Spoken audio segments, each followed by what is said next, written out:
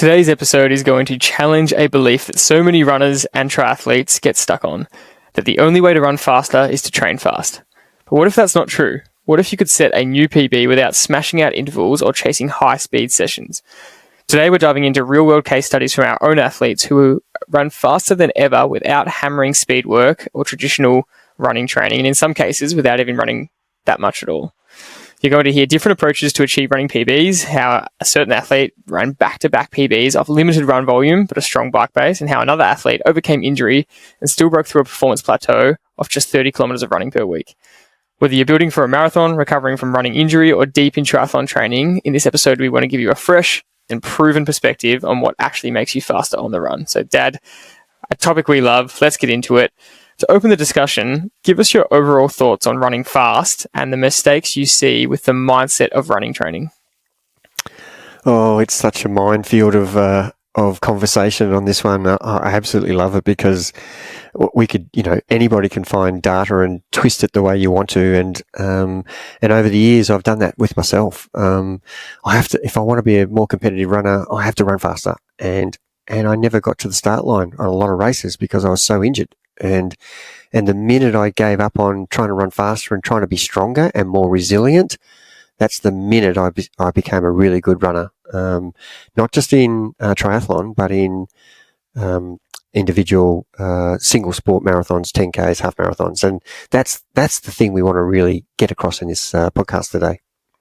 Yeah, look, and I want to start off with a pretty fair question that we get a lot because our own Travello approach and running approach is one that tries to build that strength and resilience because we want our athletes on the start line, and the biggest limiter for age groupers is injury and not getting to the start line, and therefore speed just becomes less of a priority. But very commonly when we get an athlete come through, eventually they get to a point and they go, what do I need to do on the run? Am I doing enough? I don't feel like I'm running fast. How am I going to PB? And that's a great question, and it brings up a really important discussion that you need to have with the athlete about what we're trying to do. And so when an athlete asks that, how do you answer? What do you answer with about their question around, am I going to be able to actually get a PB with this type of running I'm doing? Early on when I was a coach, I'm probably going back, 15 or 20 years, I just had the belief that, in order to run fast, you had to train fast. And to some extent, I still believe that. But I've really changed my mindset that you don't need to run fast a lot. As long as you can sprinkle some fast running in your program, then you're going to reap the reward of that. Because if you're just a runner, then it's a bit of a different discussion than if you're a runner in a triathlon. The question that you ask, the answer is always going to be, it depends on who you are. What is your background as a runner? What history do you have? Or do you have no history? Are you just new to running? And there's a huge running boom going on around the world at the moment. Events are filling up. Marathons are filling up everywhere. You can't even get into a marathon when it opens if you don't get on the computer and enter within the first hour. You've missed out. You're on a wait list. There's 40,000 people on a wait list.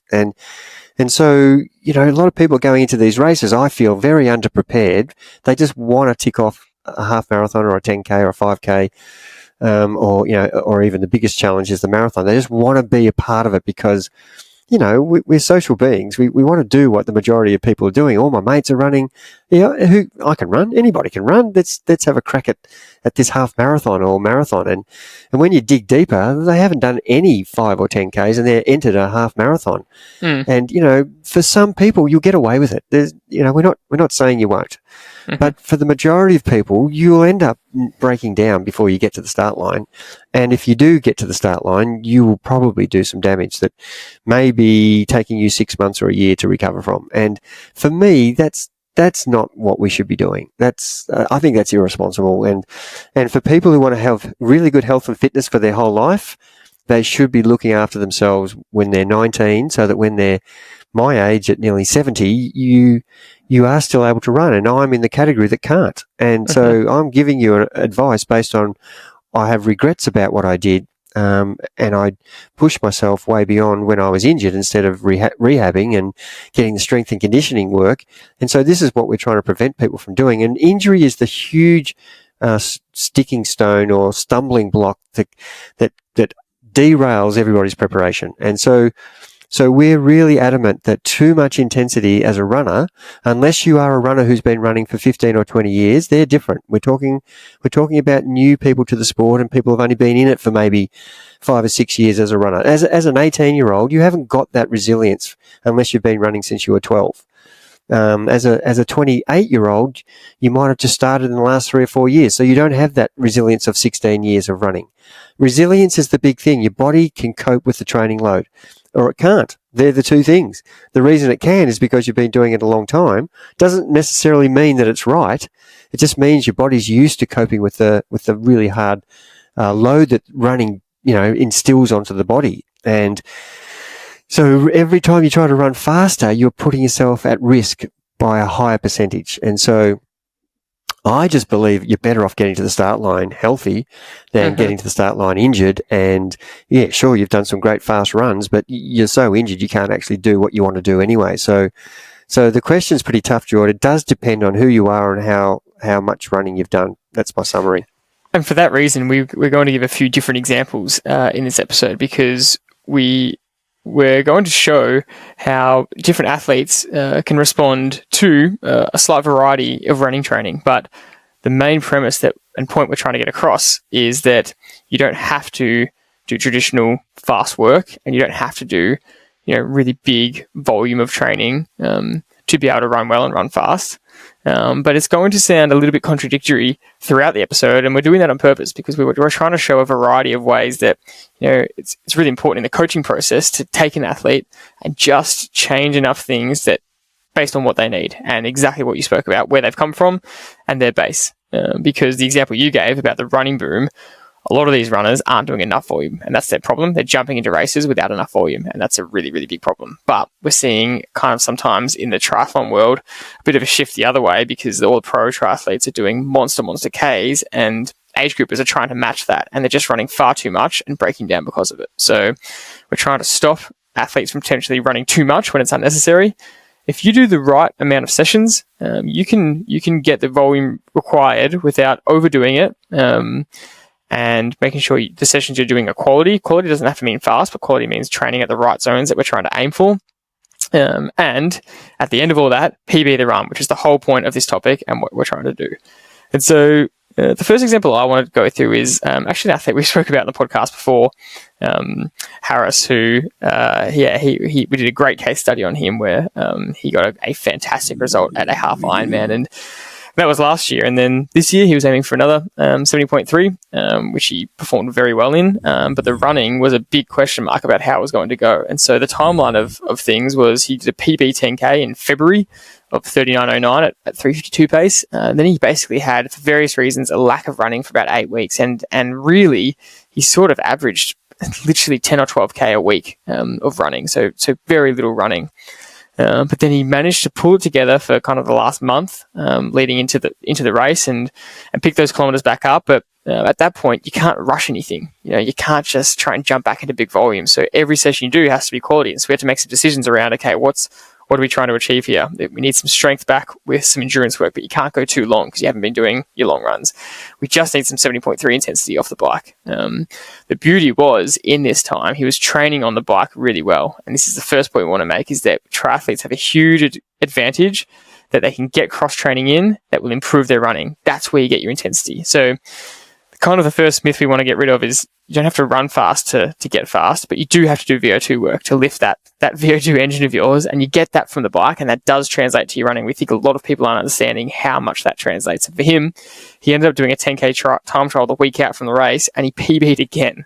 So from such limited running across average for the 12 weeks, he PB'd again, and then he ended up running a 5-minute faster half marathon in the race than last year. Last year he ran a 1:35. This year it was a 1:30. So he's not a slow runner. So the argument there could be, for a beginner, let's say that they're running a 2-hour 20 marathon, half marathon, they would just improve with any amount of training, to 2:05. But he's very much towards the pointy end of running. He's running quite quick, a 1:35 to a 1:30 half marathon. And so we put that down to some quality training in what we decide to do with a limited amount of Ks, and really making sure you're getting that strength off the bike. Yeah, but also, Jord, if people can just understand this one key concept, what you said summarised it beautifully. he hardly had any running training, yet he PB'd from February in his 10K to just before the half marathon with very limited running. And that's a point that you've made, but let's just not gloss over that. How's that possible? How is it possible for a guy to do basically 5 to 12K a week because of various reasons, yet he can run faster from February to his last pre-race hit out? And the answer is on the bike, the cross training, the VO2 work that you had him doing and the threshold work on the bike, that enabled him to be able to run like that. So we've got two things happening in our fitness environment. We've got a cardiovascular system, heart and lungs, that needs to be trained. And if you do threshold and VO2 work, you are really stressing the cardiovascular system. That huffing and puffing is what we're trying to get you to do in those sessions. You should be breathing heavy. And if you're not doing it at the right level. And so that can be whether you're swimming, riding or running or jumping or skipping, or as long as you're huffing and puffing, it doesn't really matter. We want to stimulate your cardiovascular system to a point where you're going to get the real growth from the improvement. And so the second part of it is, can your body absorb the load of running? And so we don't need to do the hard, high-intensity cardiovascular stuff as a runner. If your body can cope with that, it's actually a better thing to be able to do that as a runner, to be able to do VO2 sessions and threshold sessions, because your body can cope. But from what we've found, not many people are in that category. So we've got to find another way. And so this is what we're saying. We're trying to give evidence of guys who've done it, where they've had very little running, and yet they've come out and smashed PBs. It shouldn't make sense, but we're trying to actually give the reasons why. And it's because they still have really highly developed cardiovascular system from other forms of training, and yet they've still maintained some musculoskeletal strength from actually doing some easy running. And you shake your head going, oh, I just don't understand that. I've hardly run. Not only have I hardly run, I've done no intensity as a runner. And you gave him some intensity runs towards the end of that program, which really helped. And so you got to be careful when we're saying this. People say, oh, you just said don't give any intensity. That's not what we're saying. We're saying have intensity sprinkled through your program, whether you do a 5K PB or a 10K time trial that you're using in your training. They're the days where you're going to get that intensity, which is going to enable you when race day comes, that you're not just going from one race to another without doing any intensity. That's not what we're saying. So I hope that's clear. We've got two things happening: cardiovascular system and our resilience, strength and conditioning from absorbing the training load as a runner. Yeah, and look, when we're not going to be able to give someone like him a 10K to do if he's done no running at that pace, which is, he ended up running a 3:49 pace for his PB. And so we had to make sure that he could actually run that pace before the 10K time trial, and we're comfortable that he's going to be able to get through that. We can't just go from no running or limited running to say, okay, now have another crack at a 10K at 3:49. That's not feasible. So yeah, there's some gaps that need to be filled in there, which we speak about. But and the next point to think about, and you'll hear that with this next athlete, is just athletes still undervalue the notion of consistency and just chipping away at their running. It's the same as chipping away at your FTP, but athletes set these big audacious run goals, and it really comes from what we dislike, which is aiming for these arbitrary marathon or half marathon time PBs, where they go, I want to be a sub 3 hour runner, or I want to be a sub 3:30 runner, or 4 hour, and they might be a 4 hour 17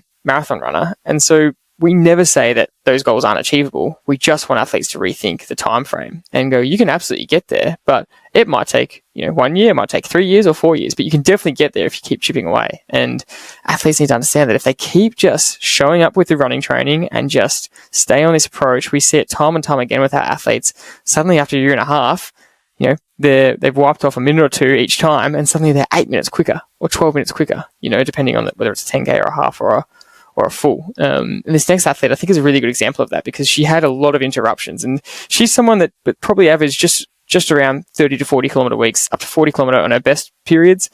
But in a lot of her 10K Olympic distance triathlons, she was averaging 4:30 plus pace, 4:30 to 4:40. And for this particular race, she had I can't remember the order. She had either gotten sick in the last 12 weeks, but then got an inflamed knee as well. And that put her out of running. And then once again, we were kind of in a position where in the last 3 to 4 weeks, we were really limited with our running, and then we only had a few key sessions each week for the last 3 weeks to try and get her running form back. But what happened is, she managed to get some key sessions in, some key race ready sessions in, some running intensity off the bike with safe building back. And she came out in the race and she actually went sub 4:30 for the first time in the race. Now, I want to give her a lot of credit here, Natalie, and say that that was a really big mental effort. It was the Australian Olympic distance Aus champs. And I just think that was, mostly just mindset going, I'm going to absolutely guts this out and get a sub 4:30. But to even run remotely that pace, but a PB 10K pace in the race, I think was a matter of doing, not crazy volume, 30 to 40 kilometer weeks, but just layering that over the last 18 months of training, where even with interruptions over that 18 months, it hasn't been perfect. Just, it's always the 2 steps up, maybe 1 step back, 3 steps up, 1 step back kind of layering of running fitness that gets you that strength to finally get to a point where even if you have an interruption, you've got that base you can rely on to run really well. Yeah, you and I were talking off air, and your brother Liam was asking, how do these guys run 60-minute half marathons and 57-minute half marathons? What's setting them apart from the guys running 112s who are really good runners, like you've just done, 120s, 130 runners? They're still really competent runners. Even the 140s and 145 runners, they've really trained well. And people who've got to break 2 hours, we've got this whole, how does someone be able to run 57 minutes compared to someone who can only run 2 hours? And so that's the thing we were talking about before. You've got this opportunity just to be consistent over time with just doing the training. And this is a time thing. If you allow yourself, 15 years worth of consistent running, whether you ran some high intensity or not, you will be a better runner. You will improve. So just getting that fitness bank, how we talk about that in triathlon a lot, where, if you've been sick for 4 or 5 weeks or 2 or 3 weeks and you've been training well for 3 or 4 years, you've got this huge fitness bank that, you come back after the time off. It doesn't matter the reason the time was off, whether it's an injury or whether it's sickness, you come back quite quickly. For those people who've only been at the sport for, 12 months, if you take 4 or 5 weeks off, it doesn't come back that quick because you don't have this fitness base. So the consistency thing creates the fitness base the bank that we're always talking about, that big fitness bank. We want to fill that bank up with training, regular, consistent training. We want to fill our money bank up with good work and earning money as a working person. So they parallel those two analogies. And if you can get that consistency going, then you can do things like Natalie did, which is, struggle for the whole last year trying to break 4:30. And then, she got a good period of consistency in. There wasn't much intensity in there, but there's a little bit, like we've been talking about. And yet she's come out and run faster. And every time we give an example, it's just not one reason. There's many reasons why. And so, she's done all the hard work on the bike and in the pool, all the VO2 stuff and the threshold stuff, but she got that consistency in her running. So if you just went out and trained, whether you did any intensity or not, you would still improve. That you got to make that clear. Just go running and you'll be a better runner in 6 weeks' time. Just go running. Don't have any program that's got fanciness about it, intervals. Just go running regularly, 4 or 5 times a week. Just go running and you will be a better runner in 5 or 6 weeks. That's pretty bloody obvious, people would say. But you've got to be able to do it. You've got to be able to, the body gets tired, 3, 4, 5 runs a week. It's physically demanding on you if you're not used to it. But the athlete, the point I'm trying to make is the athlete who's been doing it a long time has no problem with 80 to 160K. The athlete who's been doing it a short time has a big problem with 40K. And so you can't substitute time. It's just, you have to do the time to get your body resilient enough to cope with 40 plus. And, I can give you 50,000 examples of athletes who've come to me who've said to me, I'm a good runner. I've got good times, but I keep breaking down. Okay, let's just get rid of that fact. Let's just stop the breaking down bit. And even though the examples we've given already, we still talk about people who, for some reason, become inconsistent. So it's just so common, Jord, and people think it's not, Anybody who's listening to this will go, oh yeah, I've had niggles which have cost me consistency. And because they haven't been able to cross-train, they're just pure runners. And I always say to pure runners, if you only had a bike, we could so much help you here. Yeah. And, the people who are motivated, what? I have to get a bike? Is that going to help me? They'll go and buy a bike and they'll start cross-training. And, the other athletes don't have that opportunity. They can maybe go to the pool and do some running in the water and do some VO2 work as a swimmer. And most runners are pretty bad swimmers. From my history of watching sport, the best elite runners cannot swim more than 100 meters. So there are exceptions to everything, I know, but and people will send me messages saying, "Oh, I know this guy can run the house down and can swim," but which is true. So at the end of the day, I really want to get people to really understand the concept of just be consistent, and you will still be a potential improvement in your running. And we'll get Tom Page back on the podcast next week for a bit of a training and racing update, which everyone's been loving. But he just in training ran a 1:13 half marathon, which is just another example of 4 years ago he was a 1:21 half marathon, and every year he's just chipped away, and it's just like clockwork. He's a 1:19, a 1:17, a 1:15, and now 1:13. It just keeps chipping down. And this is a training session, George. You've got to, this is not a race. It's probably a 1:11 in a race. And it's nothing special. It's nothing. There's no. One of the key things we spoke about at early on in that journey for this year for those boys turning pro was not trying to change too much and just trying to keep what's working and that chipping away. And that should be the exciting part for people. That doesn't take any magic work. It's going to be a really fun one to discuss with Tom. Yeah, look, I want to jump in here and look, I know you never like talking about this, but, your journey to the Gold Coast Half Marathon, which you just completed, and we had a whole heap of Tri-Valo athletes do the half marathon at the Gold Coast recently, and quite a few do the marathon as well. And we're going to talk about a couple of examples, but your lead up wasn't that spectacular either. You actually got kind of COVID, heavy sweating for 4 or 5 days. You were unable to train at all. Everything happened. You lost you bought a brand new pair of shoes. You had that got stolen. You had so many inconsistencies happening in the last 3 weeks, I'm going to say, maybe 4. And you travelled from Bali to Melbourne to see us for family reasons. Then you went back. Then you had to fly to the Gold Coast. So there's just so much happening that was interrupting your preparation. So you didn't really have. You and I were talking about adjusting your goals based on, we felt that you were a little bit not quite right, 90%. So I'm telling this example so that remember we talked about the fitness bank. You had trained really well up until this point. You had some really good experiences that told you your form was where we were going to predict you. And so we were trying to, break your previous run, which was a 1:14. That was the first goal. And, we wanted to run in the 1:12s. And we thought maybe we have to adjust it because of the last couple of weeks. But as it turned out, you actually did that. And it was because of all those things that, that we used for all of our athletes. We got you back on the bike, doing some intensity there. And so it was another great example. And of course you had to execute well on the day and start conservative. And you did all those things well, and it got the result you wanted. And so, without using other case studies, using yourself as one, it's a great example of how when seemingly everything is going wrong that could possibly go wrong, and yet you still ended up with the goal that you set out for.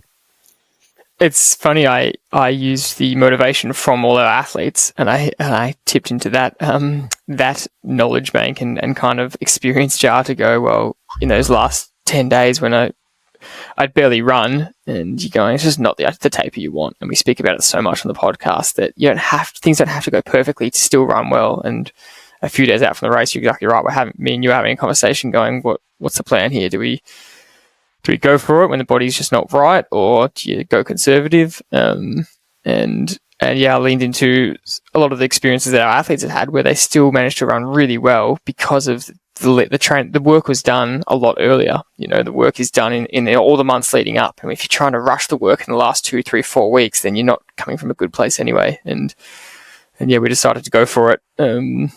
With the risk of blowing up, knowing that the taper hadn't been good, but trying to trust the work had been done.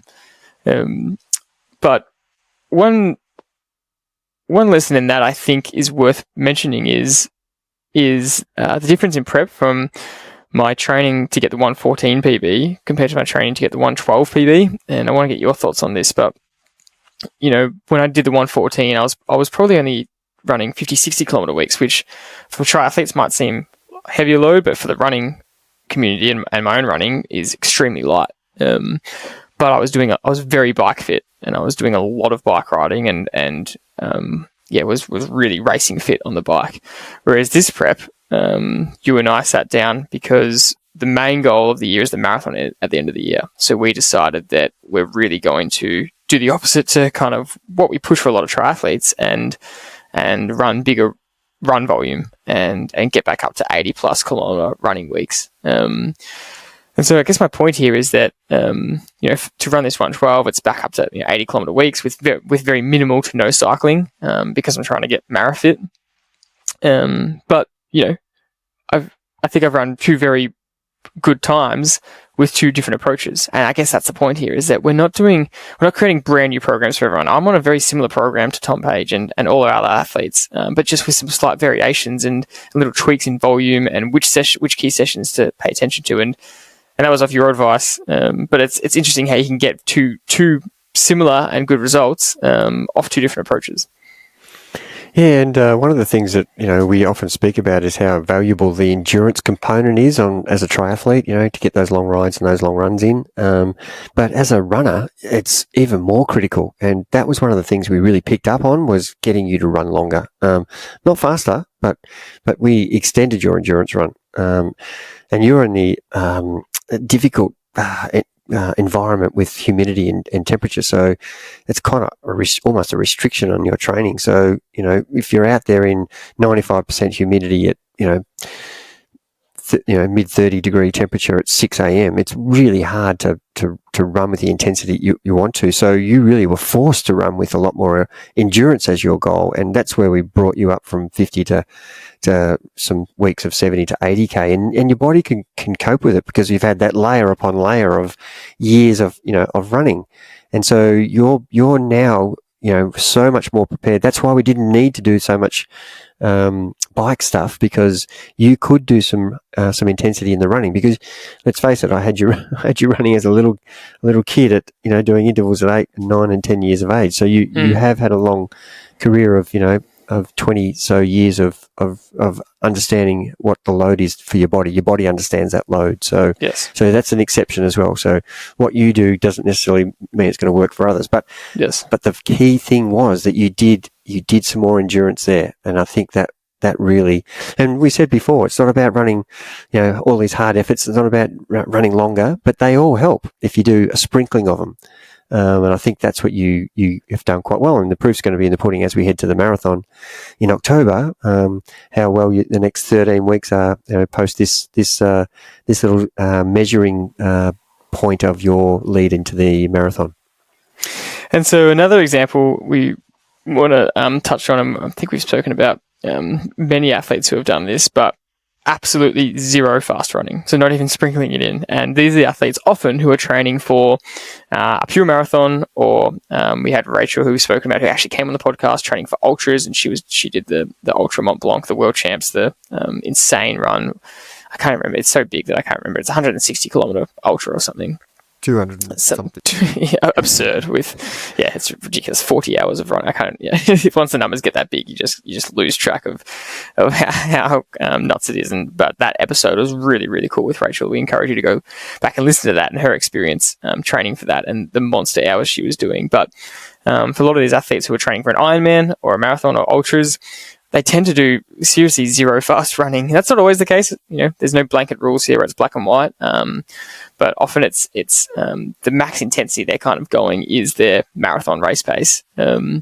Yet lot of them are running 5 and 10K PBs. They're getting such good strength from endurance. They're running 5 and 10K PBs. And we spoke about Shelby in a previous case study, who was just training for the Ironman, and she's doing a 10K PB inside her triathlon races and inside her progressive, half marathon runs or her progressive longer runs. So again, that's just another example of what we're trying to prove here, that that strength can carry you so far for an age grouper and as a triathlete.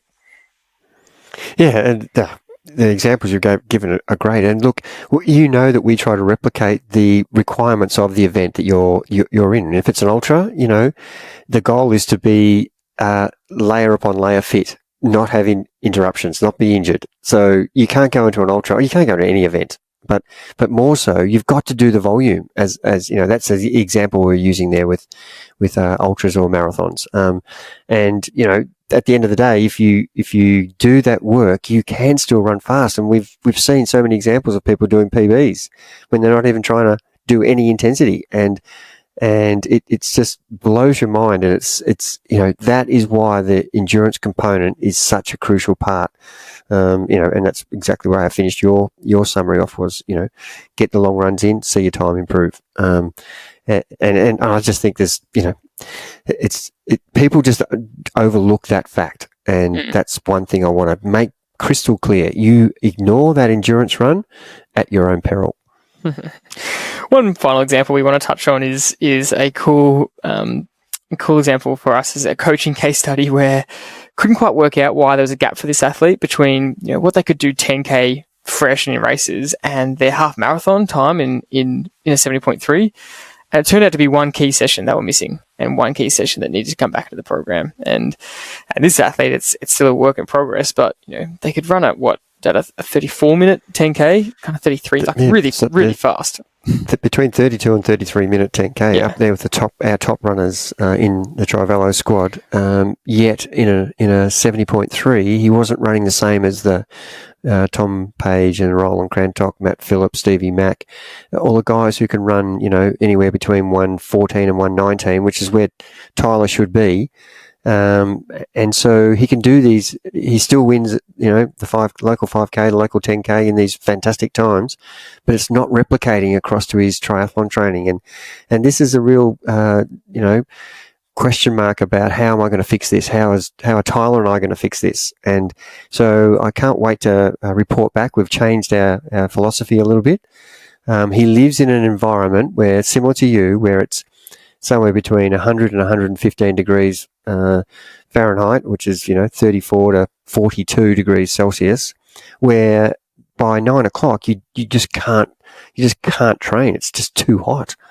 And so he would be missing all these runs off the bike, the key 70.3 runs off the bike, the one session of the week, which is not to be missed. And so now I'm saying to him, right, you have to do all these sessions on the trainer indoor in air conditioning, and you cannot not get the volume, the duration of this effort, and the actual pace. So this is what we're working on now, and I can't wait to see how this progresses with his next results. Yeah, because being that fast a 10K runner, but kind of can't crack 124, 125 in the half marathon, there's a big gap there. And to put him on the treadmill, because you just found that he was trying to run off the bike outdoor, and it's just too hot, and he could only manage 15 minutes or 25 minutes compared to getting a really solid 8 to 12 kilometers or 50 minutes to an hour at 70.3 pace, broken up, but on the treadmill, should really do him good. So we can't wait to see how that goes. Look, this is a highly motivated athlete. Tyler, he's one up there with, tell me what to do, coach. I'm doing it. And, so I'm saying, okay, we just can't miss this. And even though, you're not intentionally missing it, it's just because it's physically too hard. Anybody who's tried to train in the heat, it is so debilitating, and it destroys your weekend and your day. So, when we were writing down notes for this, one last example, just a bonus we thought we'd mention was you brought up a really good point that one athlete finally ran really well and ran a PB when we fixed their riding. So for triathletes, if you're not riding properly and executing properly, your legs are too gone to run well. And this athlete was able to run a PB, not necessarily by getting run fit faster. Their times weren't faster, but they rode better, so they were fresher enough off the bike to run better. And that's a really, really key point. Yeah, we didn't do anything different. He was the same fitness, except we just fixed the ride and just stopped him from overriding. And Andrew will love to hear this about himself, but he ran the house down in Cairns like he should be. He's a 3:20 marathon runner, and he did it. And his bike time wasn't any slower. He just rode it more the way we wanted to ride it. He executed better, and for the same fitness level, he can literally run 15, 20 minutes faster just by actually doing something else other than running better. And here's the last kicker we want to finish with, and it's you don't run PBs just off your training. It's actually about your execution, and you can train the absolute house down and be in peak form, and if you stuff up your execution, you're not going to run a PB, which is just so frustrating to see. We still see so many people race poorly with their run leg and not realize that's the problem. And even on the weekend at the Gold Coast half and full, I just spoke to so many people, and one person really frustrated me because I wanted the best for them. And they just said, I paced it really well, but I just faded in the last 7K or so. And I said, well, you didn't pace it well then. You paced it above what you could hold, and therefore you faded. You didn't fade for any random rogue reason, and sometimes that could be the case. They did stuff up their nutrition or something happened where they faded for a different reason. But in this case, they set a pace that was too high. They started off at a pace that was too high and faded and really had a positive split. And we get really sick of people saying that, a slight positive split is okay, or it's within reason. If you're a few minutes off, it's within reason. We just go, no, that's not running properly. And it's actually, you're not getting the most out of yourself. And you will enjoy the experience so much more with a disciplined, negative split in the run. Yeah, and look, one of the guys who won't mind me mentioning him, Paul O'Brien, I've been coaching him for a very long time, and he'd like the family go up and do the Gold Coast a lot of years in a row. I think they've done 5 or 6 in a row, and so he'll go into that race with various levels of fitness, and coincidentally, he's probably got the same fitness as this year as he had last year. I'm always worried that he's probably not prepared enough, but he's adamant he's going to do these events anyway. So I'm forever trying to get him to slow down earlier so he can enjoy the race far more than his experience last year, where I think he ran 4 minutes 30 pace for the first half marathon and over 6:15 for the second half marathon in the marathon, which is, as you can think about those times, that they're just, it's just a horrible way to do a marathon where you're barely moving at the end. And this year with the same fitness, I think he was 17 minutes quicker. And that's an example of pure execution, by going out slower, not going out at 4:30, going out at 5 minute K pace, and finishing around 4:50 5 minute K pace gives you a 17-minute result difference. It's just astonishing. And I just shake my head saying, just by changing your mindset about what should I pace myself at early will give you, and he said himself, it was so much more fun, even though it still wasn't a negative split. It was very close to it, as you just said. We shouldn't even be congratulating that, but to be able to run 17 minutes quicker than he did last year, just by changing the execution, there's a very little fitness difference. That shows to me that, how important it is to really have the right pace strategy going into these events.